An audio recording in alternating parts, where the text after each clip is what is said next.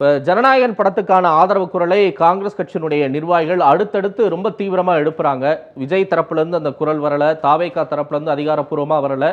தயாரிப்பு நிறுவனம் தரப்பில் இருந்து அந்த ஒத்திவைப்புக்கான அதிகாரப்பூர்வ அறிவிப்பு வந்திருக்கு. விஜயிடம் இருந்து வராத குரல் காங்கிரசிடம் இருந்து ரொம்ப தீவிரமா வருதுன்னா இதை வெறும் கலைக்கான ஆதரவா எடுத்துக்கணுமா இல்ல கூட்டணிக்கான நகர்வா புரிஞ்சுக்கணுமா? வெறும் கலைக்கான ஆதரவு என்று எடுத்துக்கொள்ள முடியாது. ம், ஆனால் தணிக்கையை ஒரு ஆயுதமாக பயன்படுத்தக்கூடாது என்கிற கருத்து பொதுப்படையாக சரிதான். ஜோதிமணி அவர்கள் கூட ம், தணிக்கை செய்யப்படாத பல லட்சக்கணக்கான வீடியோக்கள் இணையத்தில் இருக்கின்றன, அனைத்து மக்களும் தான் அவற்றை பார்க்கிறார்கள், தணிக்கை தேவைதானா என்கிற ஒரு பெரிய அடிப்படை கேள்வியை எழுப்பியிருந்தார். ஆனால் தாவேகாவுடன் காங்கிரஸ் கட்சி கூட்டணி போக போகிறது என்கிற அரசியல் பேச்சு வரும்போது இந்த ஆதரவு குரல் கொஞ்சம் வியப்பளிக்கிறது. நீங்கள் சரியாக சொன்னபடி விஜய் தரப்பில் இருந்தே பிஜேபி தான் இதற்கு காரணம் என்று சொல்லவில்லை. தயாரிப்பு நிறுவனம் சும்மா ஒற்றை வரியில் எதிர்பாராத காரணங்கள் என்றுதான் அது சொல்லி இருக்கிறது. தாவேகா ம், தரப்பில் இருந்து அபிஷியலாக எந்த ஸ்டேட்மெண்ட்டும் இல்லை. பராசக்திக்கும் பிரச்சனை இருந்ததுங்க. இன்று ம், காலை வரைக்கும் கூட பிசிக்கல் சர்டிஃபிகேட் இஷ்யூ ஆகல, ரிவைசிங் கமிட்டிக்கு ம், தான் போச்சு. அது ம், சொல்லியிருக்காங்க நாளைக்கு தான் சென்சார், நாளைக்கு தான் ஸ்கிரீனிங்கிறதுனால ரிலீஸுங்கிறதுனால அவங்க ம், இன்றைக்கு வந்து விடும் நம்புறாங்க, அவ்வளவுதான். ம், நாளை மறுநாள் தான் ரிலீஸுங்கிறதுனால இன்றைக்கு வந்து விடும் நம்புறாங்க. மற்றபடி ம், பிசிக்கல் சர்டிஃபிகேட் இன்னும் கொடுக்கலங்கிறதா நிஜம். ம், அப்படியான சூழ்நிலையில் விஜய் தரப்பு அல்லது பட தயாரிப்பு நிறுவனம் இன்னும் கொஞ்சம் ஏழியரா இந்த பணிகளை துவக்கி இருக்கணும். அரசியல் இருக்குன்னு தெரிஞ்சு போச்சு. அரசியல ம், ஆயுதமா பயன்படுத்துவாங்க. மத்திய அரசு இடியை பயன்படுத்துது, எலெக்ஷன் கமிஷனை பயன்படுத்துது, இதெல்லாம் நம்ம தொடர்ந்து பார்த்து வரோம்ல. அப்ப இதையும் ம், பயன்படுத்துவாங்கன்னு யூகிச்சிருக்கணும். மற்றவங்களுக்கு தான் 10 நாள்னா இவங்களுக்கு 30 நாள் ஆகும். ஸோ கொஞ்சம் முந்தையே வந்து ஸ்டார்ட் பண்ணியிருக்கணும். பராசக்தி முந்தையே ஸ்டார்ட் பண்ணியும் இன்னைய வரைக்கும் அவங்களுக்கு கையில் ஃபிசிக்கல் சர்டிஃபிகேட் கிடைக்கல. ம், அப்போ அது வந்து தாமதம். ஆனால் இதை பயன்படுத்தி அரசியல் ஆதரவு தெரிவிப்பதன் மூலமாக மென்மைப்படுத்தி ஒரு கூட்டணி என்றால் காங்கிரஸ் கட்சி ஏமாந்துரும். இப்படிதான் வந்து எடப்பாடி பழனிசாமி அவர்கள் கரூர் சம்பவத்துக்கு பிறகு பெரிய அளவுக்கு கொடி அசையுதுன்னு சொல்லி சட்டமன்றத்தில் கவன ஈர்ப்பு தீர்மானம் எல்லாம் கொண்டு வந்து விஜய் ரொம்ப அட்ராக்ட் பண்ண முயற்சி பண்ணாரு. ம், பிஜேபி தரப்பு அட்ராக்ட் பண்ண முயற்சி பண்ணுச்சு.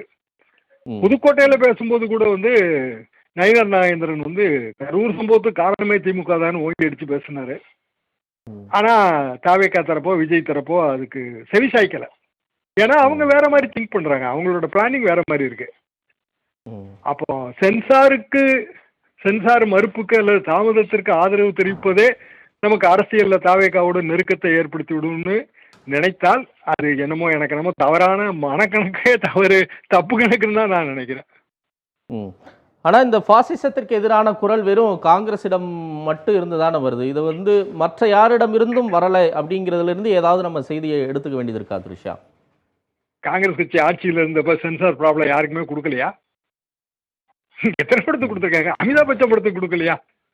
ம், இங்கேயே லோக்கலா ஏங்க இதே பராசக்தி பேர்ல அம்பாள் எந்த காலத்துலடா பேசினாள், அவள் ஒரு கல் அப்படின்னு ஒரு வசனம் தூயிறாங்க. ம், அப்போ காங்கிரஸ் ஆட்சி ம், அவள் ஒரு கல்லை மட்டும் மியூட் பண்ணாங்க.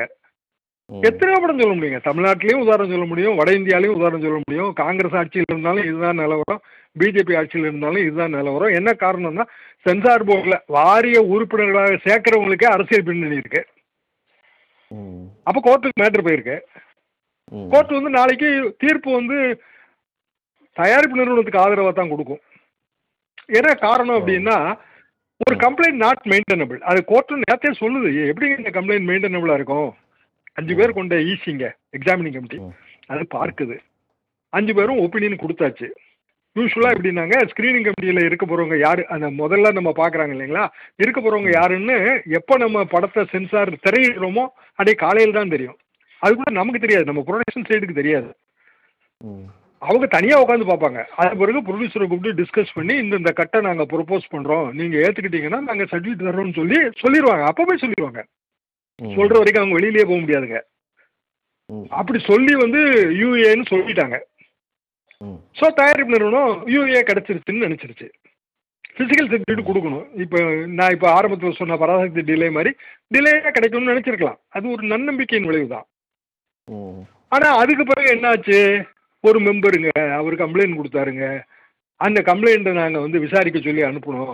இப்போ ரிவைசிங் கமிட்டிக்கு போகணும், ஆர்சிக்கு போகணும்.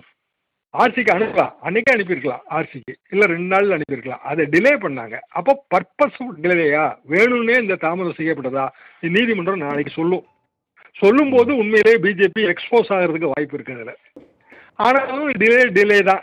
இப்போ ரிலீஸ் கிடையாது நாளைக்கு, இன்னும் 4-5 நாள் டிலே ஆகும். எவ்வளவு நாள் ஆக போகுதுன்னு நமக்கு தெரியாது. அதுல ஏற்பட்ட நஷ்டம் தானே. ம். ஆனா அதை எப்படி அரசியலுக்கு பயன்படுத்த முடியும்னு எனக்கு புரியல. அதுவும் குறிப்பா காங்கிரஸ் கட்சி எப்படி பயன்படுத்த முடியும்? ம். ஓகே. நன்றி திரு ஷியாம். இணைப்பில் வந்து உங்களுடைய கருத்துக்களை பதிவு செய்தமைக்கு.